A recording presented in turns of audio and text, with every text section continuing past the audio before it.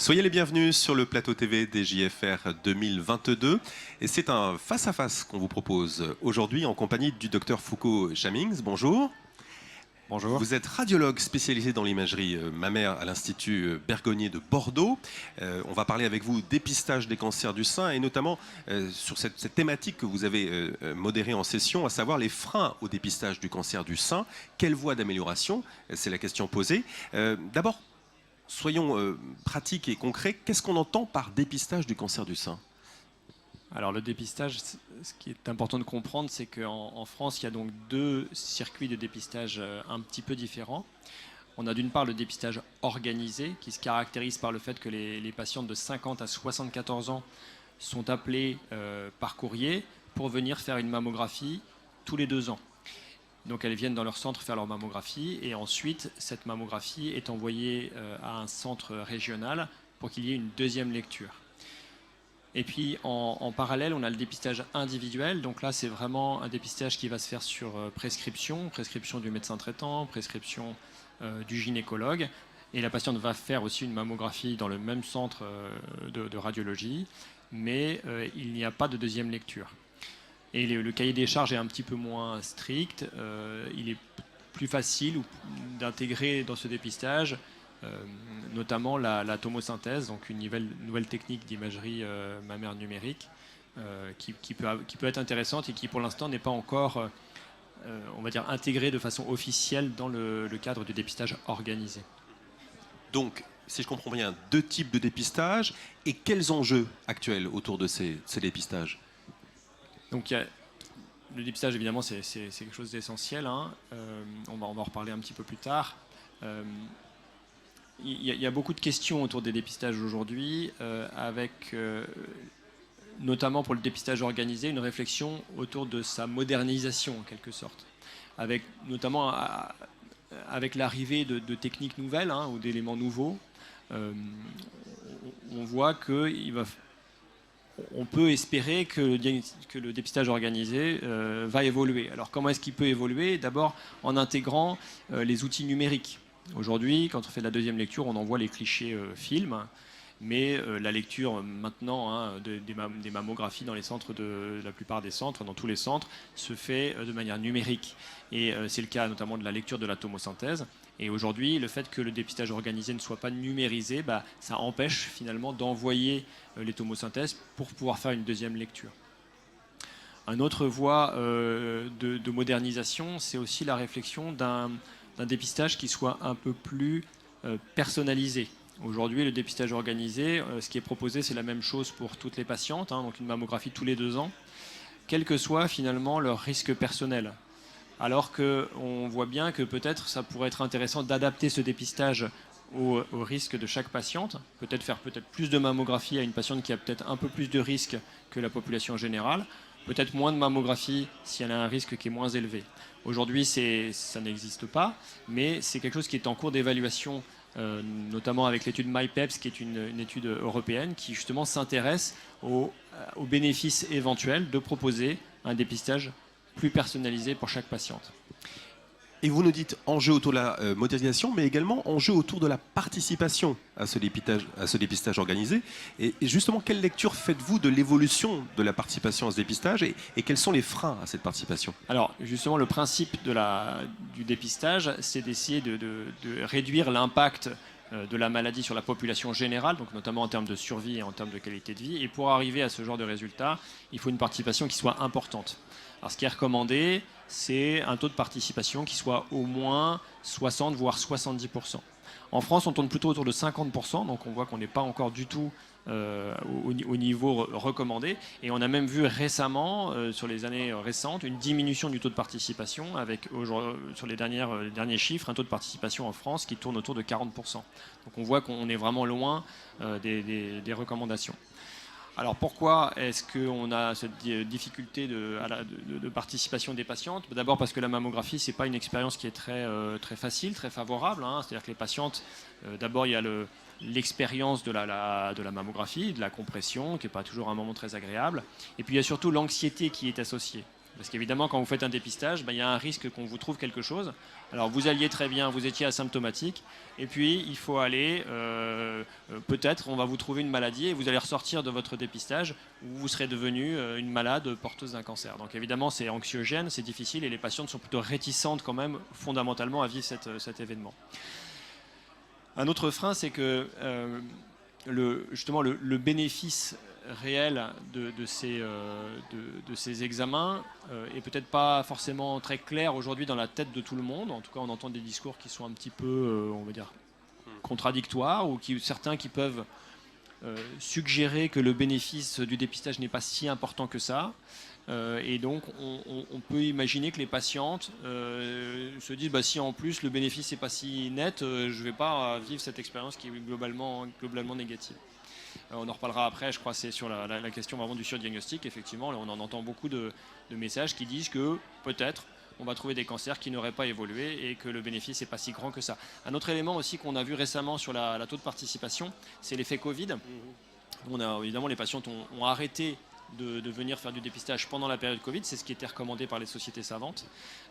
Et on a vu évidemment un arrêt total des consultations, et on voit que ça a un peu du mal à reprendre. Après cette période-là, le taux de participation est quand même nettement moins important qu'avant. Peut-être que ça a eu un impact dans l'esprit des patientes. Alors justement, vous parliez parmi les freins de cette mauvaise perception du bénéfice réel du dépistage. Qu'en est-il vraiment du surdiagnostic et du surtraitement? Quel est le bénéfice réel du dépistage au fond? Alors, surdiagnostic, qu'est-ce qu'on entend par surdiagnostic, surtraitement? Le surdiagnostic, en fait, c'est le fait de trouver un cancer qui est vraiment un cancer, mais qui finalement n'aurait pas évolué et que donc on a détecté en trop. C'est-à-dire que finalement, celui-là, il n'aurait pas fallu le trouver parce que finalement, si on ne l'avait pas cherché, on n'en aurait jamais entendu parler. Donc c'est un cancer qu'on a trouvé en trop, et donc forcément, comme aujourd'hui, quand on trouve un cancer, on le traite, puisqu'on n'a aucun moyen de savoir ceux qui vont évoluer et de faire la différence avec ceux qui ne vont pas évoluer. On propose systématiquement un traitement aux patientes, et donc on peut imaginer qu'il y ait une part de surtraitement de cancer qui n'aurait pas évolué. Alors, quelle est la proportion de ce surdiagnostic? C'est très discuté dans la littérature. Certains ont évoqué à un certain moment qu'il pouvait avoisiner les 40%. Ça paraît très excessif comme chiffre par rapport à ce qu'on peut observer dans la réalité. Probablement qu'on est plus proche des 10%. Quoi qu'il en soit, ce qu'on sait aujourd'hui, c'est que faire une mammographie de façon régulière, ça a un impact très réel sur la survie et sur la morbidité, c'est-à-dire sur la qualité de vie si on vous trouve un cancer du sein. Si on vous trouve un cancer du sein, le fait d'avoir fait une mammographie de façon régulière, ça entraîne que vous avez un risque de mourir de ce cancer du sein qui est de 20 à 40% moins élevé que si vous n'avez jamais fait de mammographie. Donc ça, c'est quand même le chiffre clé. La mammographie, ça diminue le risque de mourir d'un cancer du sein si on le détecte. Et sur justement, puisqu'on parle de chiffres, le vrai taux de surdiagnostic, en fait, il se chiffre à combien? Vous êtes autour de 10%. Ouais. Donc voilà, ça c'est important. Alors, un autre élément, c'est qu'il a été bien montré que la mammographie a un impact sur la survie. Il y a une publication récente qui aussi a montré l'impact positif de la mammographie sur la qualité de vie. C'est-à-dire que, d'accord, on sait qu'on vit plus longtemps, mais en fait, cette étude a montré que non seulement on vivait plus longtemps, mais aussi que l'impact sur l'augmentation de la qualité de vie, en termes de diminution de la lourdeur des traitements, etc., était probablement encore plus important proportionnellement que le bénéfice sur la survie. Donc non seulement on va avoir moins de chances de mourir, on va vivre plus longtemps, mais également les années de vie seront de bien meilleure qualité. Pour terminer, Dr Chamings, on va revenir sur cette dimension de participation au dépistage organisé. Quelles sont les pistes pour améliorer ce taux de participation? Alors c'est un petit peu la conséquence de tout ce qu'on vient de discuter. C'est comment est-ce qu'on peut faire pour encourager les patientes à venir participer. Alors, je ne sais pas si on l'a bien dit tout à l'heure, mais il y a un des autres freins du dépistage, c'est potentiellement la difficulté de l'accès à ces soins, ou en tout cas à ces mammographies de dépistage. On commence à voir de plus en plus dans certaines régions des difficultés à avoir un rendez-vous pour faire une mammographie. Soit parce que le centre de mammographie est vraiment loin, donc les patientes doivent faire beaucoup de kilomètres pour aller faire la mammographie, soit parce que les délais de rendez-vous sont très longs, et donc ça peut être vraiment démotivant pour prendre un rendez-vous. Donc peut-être la première chose, c'est de réfléchir à l'offre de soins, Sachant que les solutions ne sont pas forcément évidentes, parce que ça veut dire qu'il va falloir des radiologues et que, évidemment, ça prend du temps à former. Et ce problème du nombre de radiologues sera peut-être quelque chose qui va être difficile à régler. Et le problème risque de s'aggraver un petit peu dans les années qui vont venir. Un autre élément, c'est donc quand même de favoriser la communication autour du dépistage, de passer des messages qui soient le plus clairs possible, hein, et qui insistent bien sur le réel bénéfice de faire des mammographies régulières. Alors on sort un petit peu de la comparaison dépistage organisé, individuel, etc., qui sont des sujets un peu presque techniques, j'ai envie de dire. Mais ce qui est important de passer comme message, c'est que le fait de faire une mammographie régulière, eh ben ça diminue la probabilité de mourir d'un cancer du sein si on en trouve un. Et ça améliore aussi la qualité de vie, puisqu'on va avoir des traitements qui vont être moins lourds, avec peut-être des traitements qui vont être plus conservateurs, peut-être des traitements adjuvants moins lourds, c'est-à-dire peut-être moins de chimiothérapie, si on détecte ces cancers lorsqu'ils sont petits.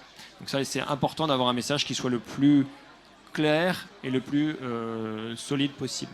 Et puis peut-être rendre l'expérience un peu plus favorable pour le patient. Alors il y a aussi ça, effectivement, c'est essayer que les patientes aient une expérience positive, donc à la fois en termes de peut-être de compression au moment de la réalisation de l'examen, mais aussi de prise en charge globale. C'est vrai qu'arriver dans un centre spécialisé avec un accueil de qualité, où on est accueilli par des gens qui connaissent bien leur métier, qui prennent du temps pour l'accompagnement de la patiente dans cet événement, dans ce moment un petit peu difficile, c'est aussi un élément important. Voilà. Et puis améliorer les choses, comme on l'a dit, peut-être en proposant un dépistage qui soit plus personnalisé. On espère qu'on pourra se servir des résultats de cette étude MyPEPS dont on a parlé tout à l'heure. Voilà, si les patientes se disent, moi, on va me proposer le dépistage qui me correspond à moi et pas m'appliquer un dépistage qui est celui de tout le monde, mais qui ne me correspond peut-être pas, ça va peut-être les encourager à venir faire leurs examens. Si on leur dit, vous avez tel risque de faire un cancer du sein, on va vous proposer telle surveillance, et c'est vraiment adapté à votre situation. Ça peut quand même être aussi un encouragement pour les patientes. Peut-être une dernière dimension qui a trait à l'amélioration des performances, des techniques peut-être. Alors évidemment, plus on va être performant, plus on va détecter les cancers, plus on va détecter ceux qui sont justement des cancers potentiellement évolutifs, donc ceux qui ne sont pas du surdiagnostic, et moins on va faire de faux positifs, c'est-à-dire moins on va trouver d'anomalies qui finalement à la fin sont bénignes et qui auront peut-être bénéficié des biopsies avec de l'anxiété qu'on aura générée pour rien. Donc plus on sera performant, et plus ça sera une expérience positive, j'ai envie de dire, pour les patientes. Voilà, si on dit on va trouver tous les cancers qui posent problème et on ne va jamais trouver de choses qui sont bénignes ou qui peuvent créer de l'anxiété pour rien, l'expérience sera encore plus positive et pourra favoriser peut-être la participation des patientes. Merci beaucoup, Dr Foucault-Chamings, pour cet éclairage très intéressant sur le dépistage des cancers du sein. Merci d'avoir répondu à toutes nos questions. Et à très bientôt sur le plateau TV des JFR 2022 pour un prochain Face à Face.